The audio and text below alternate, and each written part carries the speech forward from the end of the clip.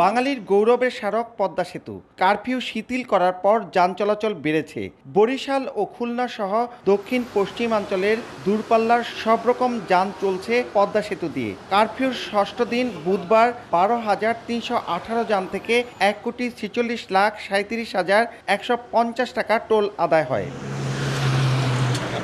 তবে মঙ্গলবার পর্যন্ত কারফিউর 5 দিনে পদ্মা সেতু দিয়ে 31,958 যান চলাচল করে। এই সময়ে টোল আদায় হয়েছে মাত্র 3,34,92,200 টাকা। সেতু দিয়ে গত 2 বছরে গড়ে প্রতিদিন 19,168 যান পারাপারে একদিনেই টোল আদায় হয় 2,32,14,222 টাকা।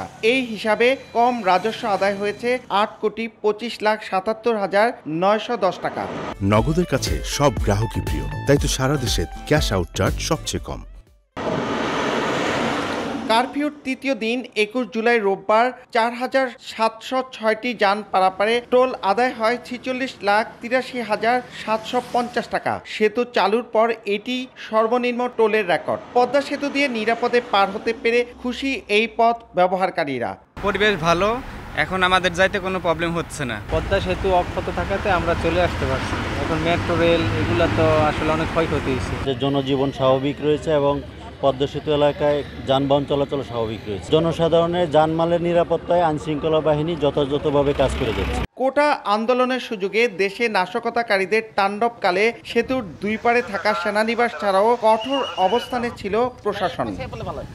পদ্মা সেতু দিয়ে গেল 2 বছর 1 মাসে 1,29,43,000-এরও বেশি যান পারাপারে টোল আদায় হয়েছে 17,98,19,000 টাকা। মুন্সিগঞ্জের মা থেকে নাসির উদ্দিন উজ্জ্বল, সময় সংবাদ।